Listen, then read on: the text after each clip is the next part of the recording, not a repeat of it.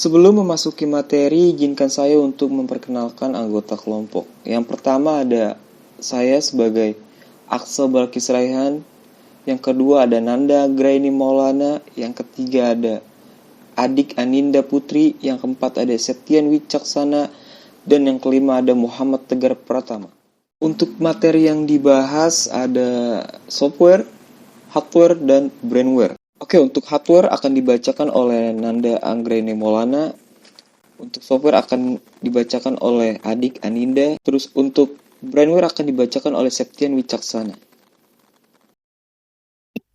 Hardware atau disebut juga sebagai perangkat keras adalah salah satu komponen dari sebuah komputer yang sifat alatnya bisa dilihat dan diraba secara langsung atau berbentuk nyata, yang berfungsi untuk mendukung proses komputerisasi. Secara fisik, komputer terdiri dari beberapa komponen yang membentuk suatu sistem. Sistem adalah komponen-komponen yang saling bekerja sama membentuk suatu kesatuan. Apabila salah satu komponen tidak berfungsi, maka mengakibatkan tidak berfungsinya suatu sistem dengan baik. Komponen komputer ini termasuk dalam kategori elemen perangkat keras atau hardware. Secara umum, hardware sendiri memiliki 4 fungsi utama, di antaranya menerima input, mengolah data, memberikan output, dan menyimpan data. Hardware memiliki fungsi khusus dalam menerima input dari user. Setelah menerima instruksi atau input, hardware akan memproses input tersebut menjadi informasi yang baru. Contoh proses device-nya yaitu CPU, RAM, VGA, dan sebagainya. Jika input telah diproses, hardware akan menampilkan hasil output kepada user. Dari seluruh output yang dihasilkan oleh komputer, user bisa menyimpan pada penyimpanan sekunder dari komputer. Penyimpanan ini tidak hanya berlaku pada perangkat yang terpasang di komputer, tetapi juga berlaku pada perangkat yang terpasang di luar.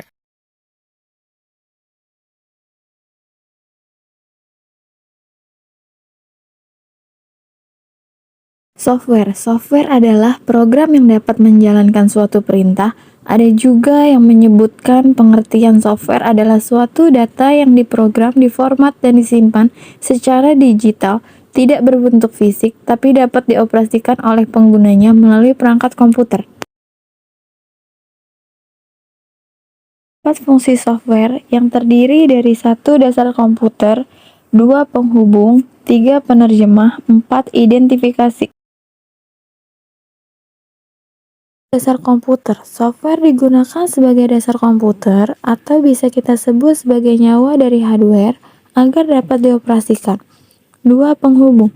Posisi software dinilai sangat penting seiring perannya sebagai media penghubung antara beberapa perangkat lunak lain dengan perangkat keras selain komputer.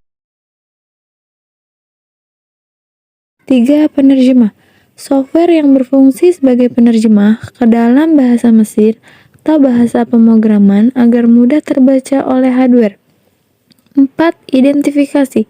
Selain berfungsi untuk menerjemahkan perintah menjadi bahasa mesin, software juga berfungsi untuk mengidentifikasi program yang ada di dalam komputer. Klasifikasi software. Walaupun fungsi utama dari software adalah sebagai penghubung antara hardware dengan sang user, ternyata penggunanya terbagi di dalam beberapa jenis, adapun klasifikasinya sebagai berikut. 1. Software berdasarkan jenisnya. Terdiri dari sistem operasi, bahasa pemrograman, program aplikasi. 2. Software berdasarkan distribusinya. Terdiri dari freeware, adware, spyware, open source, shareware.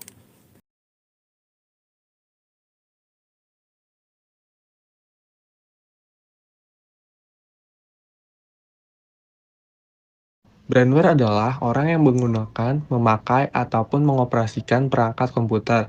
Seperti contoh dari brandware yaitu programmer, netter, atau sebutan untuk orang yang sedang melakukan surfing di internet. Brandware sering juga disebut sebagai perangkat intelektual yang memakai, menjelajahi kemampuan hardware ataupun software. Pengguna komputer biasa disebut dengan user. Mereka dibagi menjadi beberapa macam. Konsep hardware, software, brandware adalah merupakan konsep tritunggal yang tidak bisa dipisahkan satu dengan lainnya.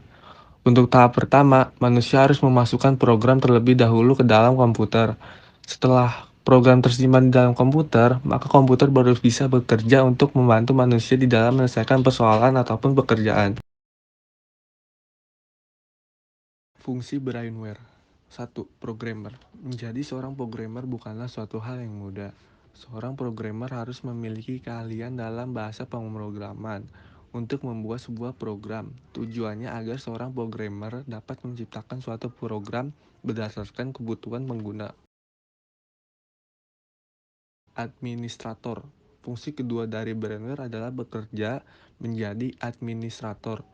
Administrator adalah seorang yang mengelola sebuah sistem maupun jaringan komputer agar tetap berjalan dengan lancar.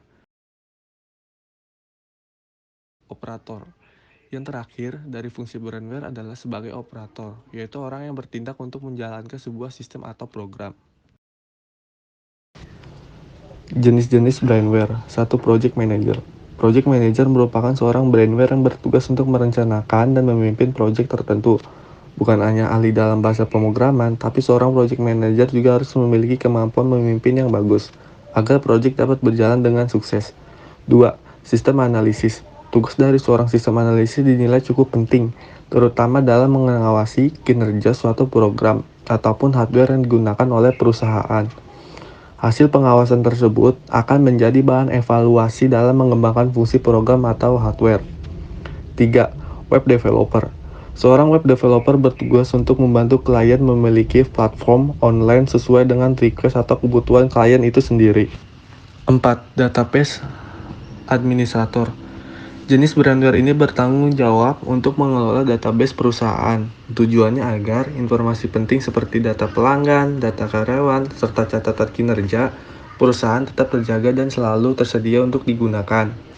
5. Security Specialist. Sesuai dengan namanya, tugas dari Security Specialist adalah untuk selalu memastikan keamanan jaringan komputer dan program dengan cara memperbaiki celah keamanan pada program dan memasang firewall untuk mengamankan jaringan. 6. Teknisi. Teknisi adalah suatu brainware yang bertugas untuk memelihara atau menangani seluruh perangkat komputer ketika terjadi masalah, sehingga untuk menjadi seorang teknisi haruslah paham betul dengan mengenal permasalahan yang terjadi pada program komputer dan perangkatnya. 7. Trainer. Seorang trainer bertugas untuk melatih sang operator dalam menjalankan program maupun jaringan. 8. Operator. Operator adalah pengguna akhir dari hardware ataupun software. Jadi siapapun yang mengoperasikan perangkat komputer dapat disebut sebagai operator. Komponen brainware. 1. Hardware Engineer. Hardware Engineer adalah seorang yang memiliki keahlian yang lebih dalam menangani hardware. Seorang hardware engineer juga bertanggung jawab dalam mengembangkan dan pembuatan hardware yang lebih canggih. 2. Software Engineer. Berbeda dengan hardware engineer, tugas dari software engineer adalah mengelola dan membangun perangkat lunak agar dapat bekerja dengan optimal. Oke, untuk contoh bisnis yang relevan. E-commerce. Apa sih e-commerce? E-commerce adalah suatu aktivitas transaksi jual beli barang atau jasa yang melibatkan transfer dana dan pertukaran data dengan memanfaatkan internet dan jaringan komputer. Oke, dan memanfaatkan yang dirasakan berkat hadirnya e-commerce. Yang pertama ada daya hemat waktu. Yang kedua ada tidak perlu modal yang besar. Yang ketiga ada fleksibilitas dalam menjalani bisnis. Yang keempat ada kemudahan pembayaran dan catatan transaksi. Jadi kesimpulannya, hardware atau disebut juga dengan nama perangkat keras adalah salah satu komponen dari sebuah komputer yang sifat alatnya bisa dilihat dan diraba oleh manusia secara langsung atau yang berbentuk nyata, dan fungsinya untuk mendukung proses komputerisasi. Sedangkan software adalah suatu data yang diprogram, diformat, dan disimpan secara digital, tidak berbentuk fisik tapi dapat dioperasikan oleh penggunanya melalui perangkat komputer. Sedangkan yang satu lagi adalah brainware, orang yang menggunakan, memakai, atau mengoperasikan perangkat komputer. Seperti contoh dari brainware yaitu programmer, netter. Netter adalah sebutan untuk orang yang sedang melakukan surfing di internet. Brainware sering juga disebut sebagai perangkat intelektual yang memakai dan menjelajahi kemampuan hardware. ataupun software. Pengguna komputer biasa disebut dengan user, mereka dibagi menjadi beberapa macam. Alasan memilih e-commerce sebagai salah satu contoh bisnis yang relevan terhadap perangkat hardware, software, dan brandware karena untuk menciptakan sebuah platform e-commerce, tiga komponen tersebut saling keterkaitan. Hardware tidak akan berfungsi apabila tidak adanya software, demikian juga sebaliknya. Dan keduanya juga tidak akan bermanfaat apabila tidak ada manusia atau yang kita sebut dengan brandware yang mengoperasikan atau mengendalikannya. Sebagai contoh sederhananya, untuk membuat suatu aplikasi dibutuhkan keahlian dari seorang software engineer yang bertugas merancang, mengembangkan, mengelola, menguji, hingga mengevaluasi perangkat lunak komputer atau yang disebut dengan software. Untuk menjalankan sebuah software tentu memerlukan peran dari hardware. Hardware nantinya yang akan bertugas menemani input dari user, kemudian akan mengolah instruksi tersebut menjadi bahasa komputer dan akan menampilkan outputnya melalui monitor. Dan juga hardware bertugas untuk menyimpan seluruh database yang dibutuhkan. Jika dirasa sudah sempurna dan sudah lolos tahap uji, barulah aplikasi dapat digunakan secara universal. Ya, sekian kesimpulan dari makalah ini. Terima kasih.